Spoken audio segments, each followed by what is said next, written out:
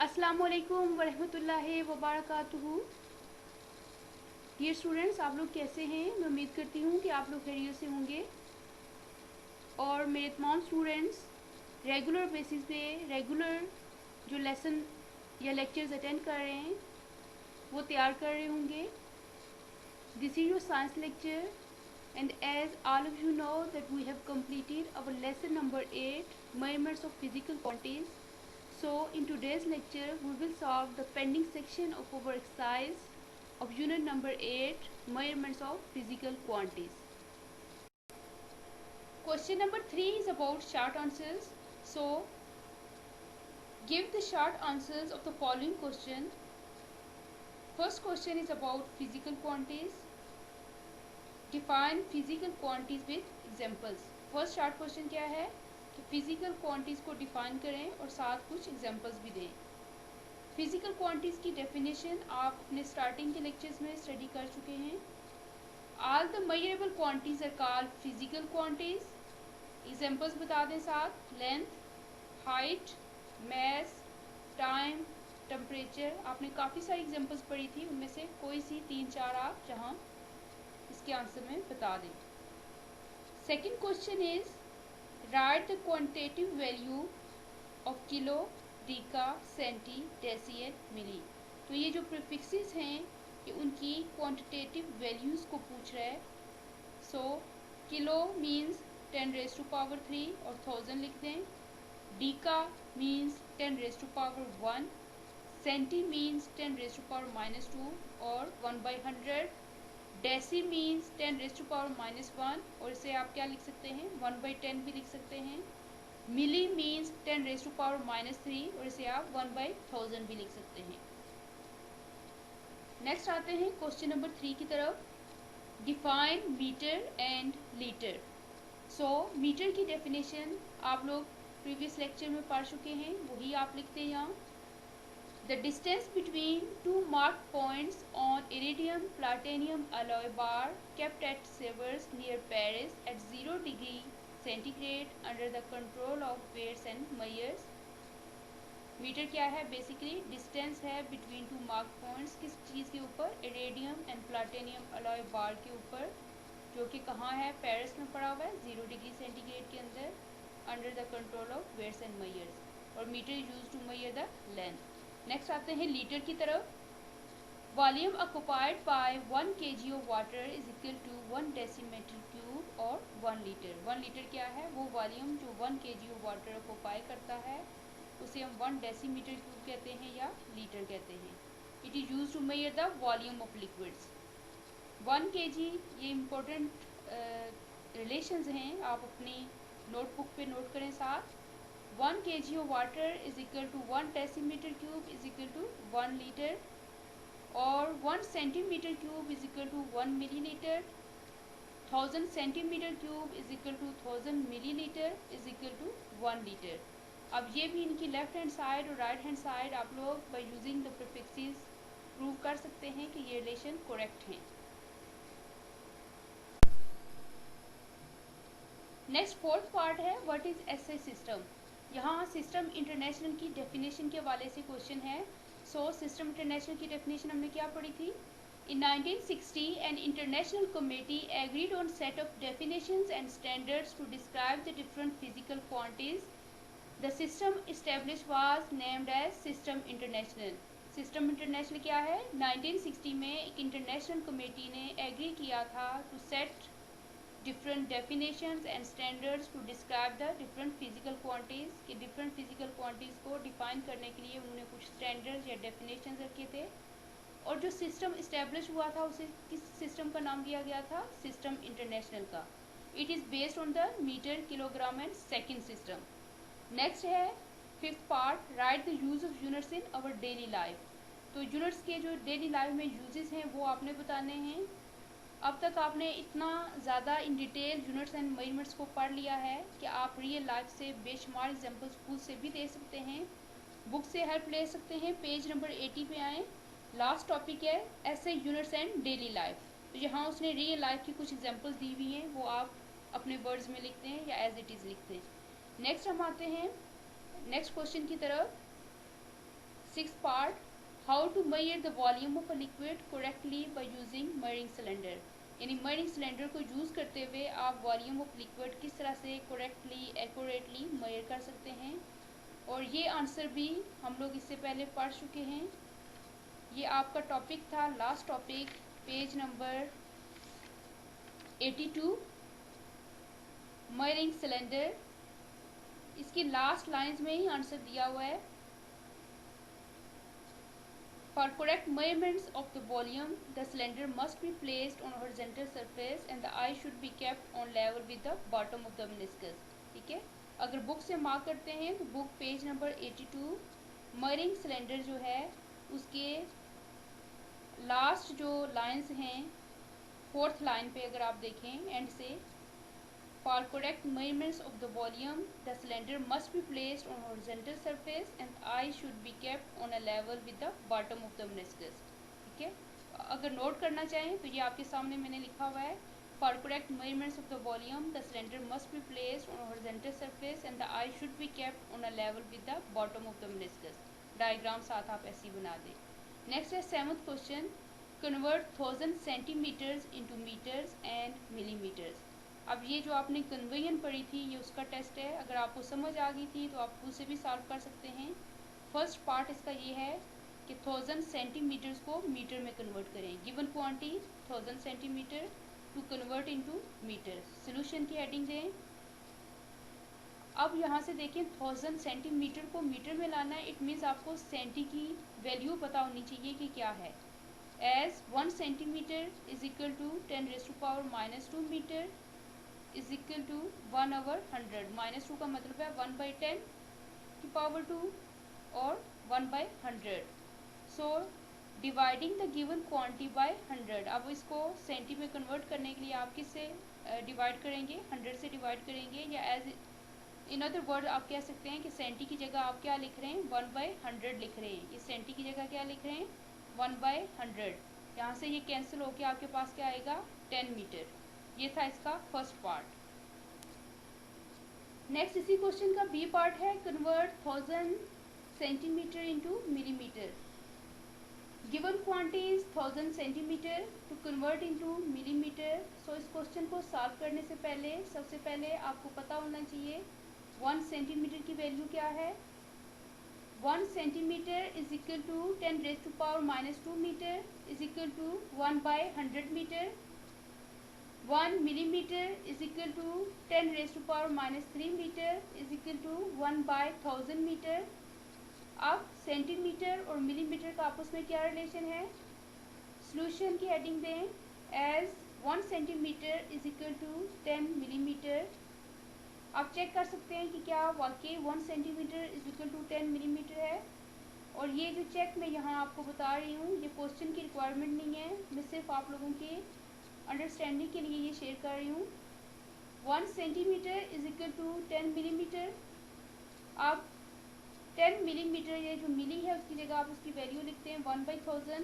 ये cancel out होके आपको दे रहा है 1/100 मीटर। और 1/100 is equal to 1 centi. So this is equal to 1 centimetre. It means 1 centimetre is equal to 10 millimetre. इसकी लेफ्ट हैंड साइड और राइट हैंड साइड क्योंकि इक्वल आ रही हैं तो आप लिख सकते हैं कि 1 centimetre is equal to 10 millimetre. आप क्वेश्चन की तरफ आते हैं। 1000 सेंटीमीटर, अब सेंटीमीटर की जगह आप क्या लिख सकते हैं? 10 मिलीमीटर लिख सकते हैं। क्यों? क्योंकि 1 centimetre is actually equal to 10 millimetre. So 1000 centimetre is equal to 1000 multiply by, centimetre की जगह किससे मल्टीप्लाई करेंगे? 10 मिलीमीटर से मल्टीप्लाई कर देंगे। This is equal to 10,000 millimetre, या इसे आप लिख सकते हैं 10⁻⁴ मिलीमीटर। नेक्स्ट है 8th part, what is meniscus. The meniscus is a curved seen at the top of the liquid in response to its container.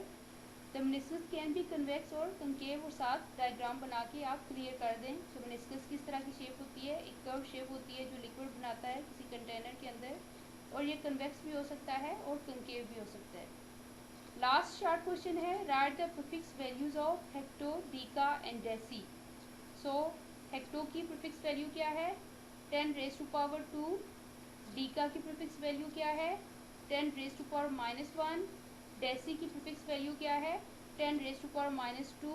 इन्हें नोट कर लें या टेबल 8.3 में इन वैल्यूज को मार्क कर लें। Next question number 4, part first.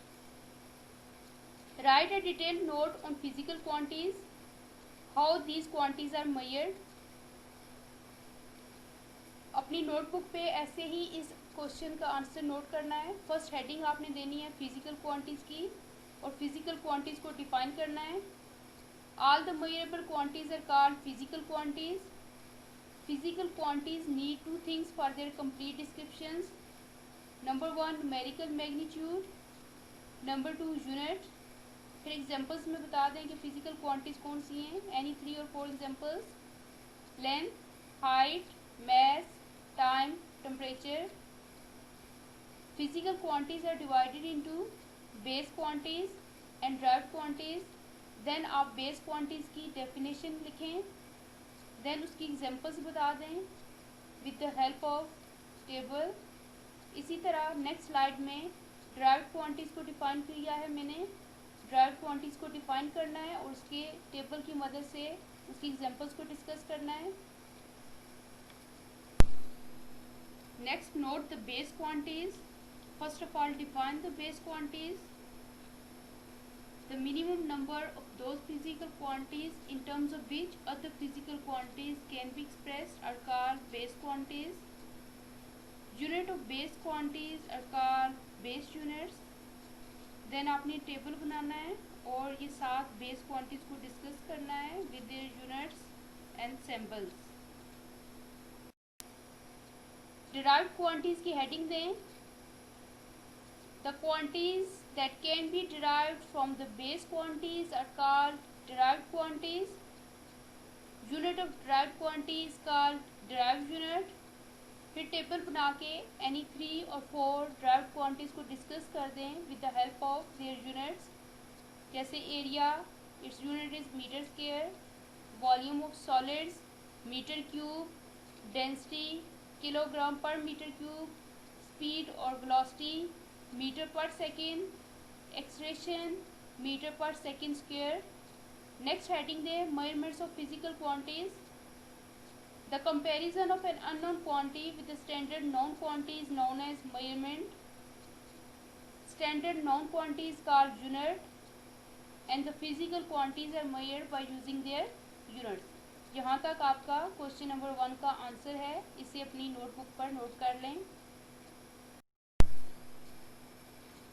Next question है what are prefixes, explain their role in international system of units. So book page number 79 पर आएँ। आपका टॉपिक है prefixes and their use in interconversion of units. Prefixes की definition note करें यहाँ। Words और letters added before SI units are called prefixes. Prefixes की definition note करें।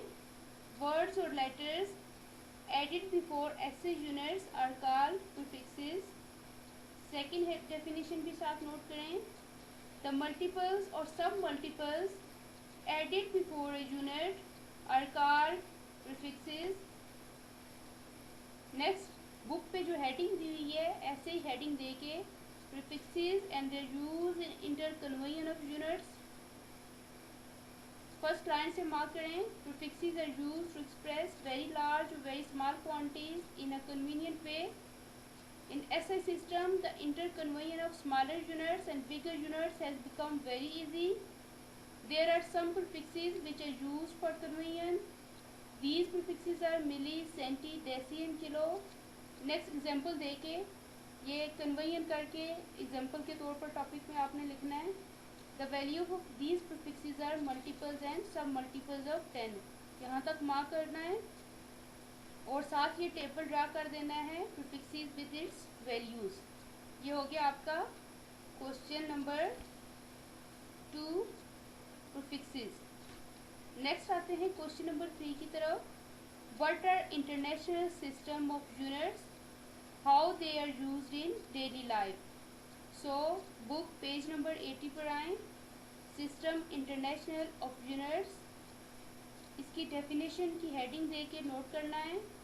इन 1960 an international committee agreed on set of definitions and standards to describe the different physical quantities.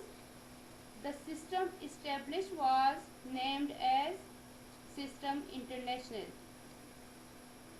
ठीक है, उसके बाद system international and it's use, ये यहाँ से इन the past heading देने के बाद, in the past there were local business centres which were using their own units of measurement. The unit system of one city or country were different from other country. Now the world has become a global village. In the middle of the last century, the people of the world have become so close that they felt the need of an international system of units for growth of trade and business, which can be adopted easily by all countries of the world. According to this system, the unit of length is meter, unit of mass is kilogram, and unit of time is second. The definitions of meter, kilogram, and seconds are given as recommended by SI Bureau.